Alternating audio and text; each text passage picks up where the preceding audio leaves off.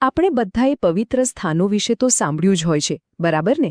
પણ ક્યારેક એવું વિચાર્યું છે કે એવી તો કઈ વાત છે જે એ જગ્યાઓને આટલી ખાસ બનાવે છે? તો ચાલો આજે આપણે એક એવા જ દિવ્ય સ્થાનની સફર પર નીકળીએ. નામ છે બલાતીબલા શક્તિપીઠ.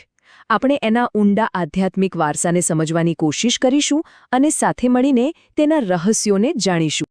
તો સવાલ એ છે કે કોઈ પણ જગ્યાને પવિત્ર બનાવે છે શું? શું એનું શાનદાર બાંધકામ, કે પછી ત્યાં રહેલા સદીઓ જૂના પ્રતીકો, અથવા ત્યાં અનુભવાતી એ અજીબ શાંતિ અને એક અલગ જ પ્રકારની ઊર્જા? ખબર છે, જ્યારે આપણે બલાતીબલા શક્તિપીઠની વાત કરીએ ને, તો કદાચ આ બધાનો જવાબ હામાં જ મળશે. મતલબ કે આ બધી જ વસ્તુઓનું એક અદ્ભુત મિશ્રણ છે ત્યાં. ચાલો આ જ વિચાર સાથે આપણે આગળ વધીએ. જુઓ, દરેક પવિત્ર સ્થાનની પોતાની એક ખાસ ઓળખ હોય છે. અને આ ઓળખ મોટેભાગે એના પ્રતીકોમાં જ છુપાયેલી હોય છે. તો ચાલો સૌથી પહેલાં એ જ પવિત્ર પ્રતીકોને સમજીએ. એ પ્રતીકો જે બલાતીબલા શક્તિપીઠના આખા આધ્યાત્મિક વાતાવરણમાં જાણે જીવ પૂરે છે અને તેને એક અલગ જ ઓળખ આપે છે. આ પીઠના કેન્દ્રમાં, એના હૃદયમાં, સદીઓથી એક યજ્ઞની પવિત્ર અગ્નિ પ્રજ્વલિત છે. અને સમજો, આ ખાલી કોઈ ધાર્મિક વિધિ નથી. ના, આ તો એક જીવંત પરંપરા છે. આ અગ્નિ શુદ્ધતાનું પ્રતીક છે, દિવ્ય ઊર્જાનું પ્રતીક છે અને પેઢીઓથી ચાલી આવતી એ અતૂટ શ્રદ્ધાનું પ્રતીક છે, જે ભક્તોને સીધા જ દિવ્યતા સાથે જોડે છે. અને વાત અહીં જ નથી અટકતી. એ યજ્ઞની અગ્નિની સાથે સાથે ત્યાં શિવનું ત્રિશૂળ, બ્રહ્માંડનું જે મૂળભૂત નાદ છે એ ઓમ અને પવિત્ર શિવલિંગ જેવા શક્તિશાળી પ્રતીકો પણ છે. ખરેખર આ દરેક ચિહ્ન જાણે પોતાની એક અલગ જ વાર્તા કહે છે.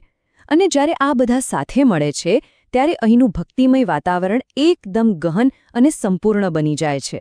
તો આ બધા જ પ્રતીકો શ્રદ્ધાને એક આકાર તો આપે છે, પણ એ શ્રદ્ધાને જીવંત કોણ રાખે છે?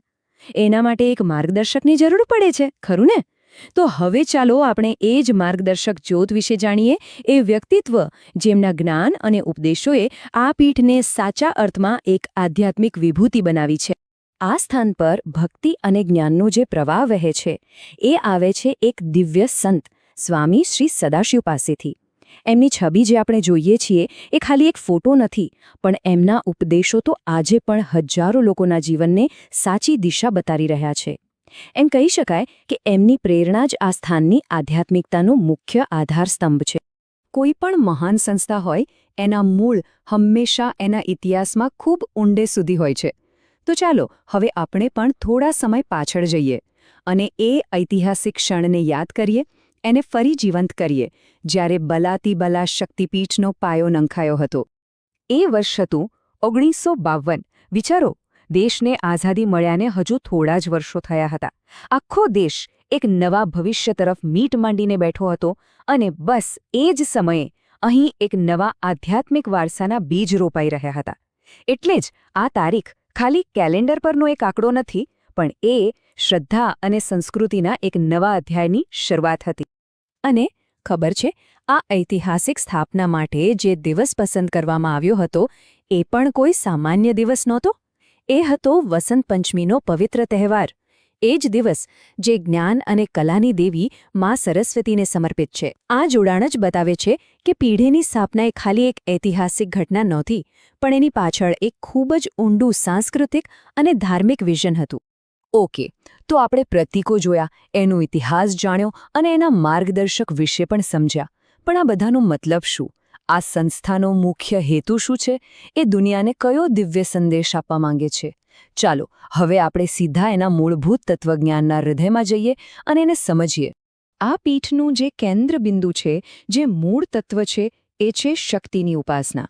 હવે શક્તિ એટલે શું? શક્તિ એટલે એ દિવ્ય સ્ત્રી તત્વ જે આખા બ્રહ્માંડની સર્જન કરનારી, પાલન કરનારી અને સંહાર કરનારી ઊર્જાનું મૂળ છે. તો અહીં એ જ આદિશક્તિની પૂજા પર સૌથી વધુ ભાર મુકાયો છે, કારણ કે એ જ તો આખી સૃષ્ટિના સંચાલનનો આધાર છે. અને શક્તિની આ ઉપાસનામાંથી જ એક સાર્વત્રિક આશીર્વાદનો જન્મ થાય છે. અને એ છે સદા અને સર્વત્ર સૌનું કલ્યાણ થાઓ. આ કોઈ એક ધર્મ કે કોઈ એક સમુદાય માટે નથી, બિલકુલ નહીં. આ તો આખી માનવતા માટે, આખી દુનિયાની શાંતિ માટેની એક ઊંડી પ્રાર્થના છે. અને આ એક વાક્ય જ આ સ્થાનની સાચી ભાવનાને વ્યક્ત કરી દે છે. તો આપણી આ સફર ભલે અહીં પૂરી થતી હોય, પણ એ એક મોટો સવાલ આપણી પાછળ છોડી જાય છે. આજનો યુગ જુઓ, ટેકનોલોજીનો, સ્પીડનો યુગ છે. તો શું આવા સમયમાં બલાતિબલા શક્તિપીઠ જેવા આધ્યાત્મિક વારસા માટે કોઈ જગ્યા છે? અને એમના દ્વારા અપાતો શાંતિ અને કલ્યાણનો સંદેશ શું એ આજે પહેલાં કરતાં પણ વધારે જરૂરી નથી લાગતો? બસ આ જ વિચાર સાથે આપણે આ સમજૂતી અહીં સમાપ્ત કરીએ છીએ. આના પર વિચાર જરૂર કરજો.